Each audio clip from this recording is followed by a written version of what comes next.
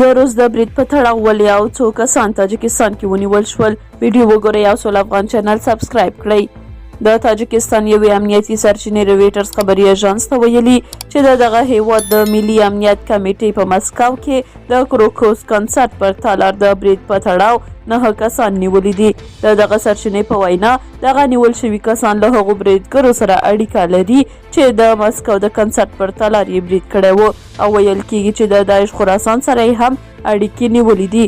سرچینې زیاته کړې ده چې ټول 9 کسان د دوشنبې په ورځ په وخدات ښار کې نیول شوي دي او د تاجکستان پلازمینې دوشنبې ښار ته لیږدول شوي دي.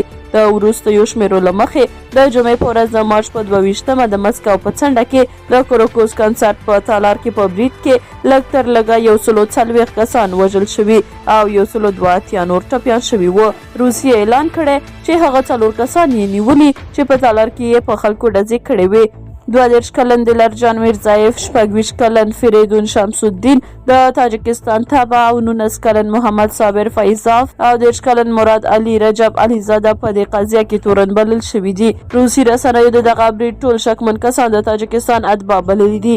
د دې برید په غبرګون کې د تاجکستان ولسمشر امام علي رحمان ویلي چې ترهګر په هیڅ قوم پورې اړه نه لري.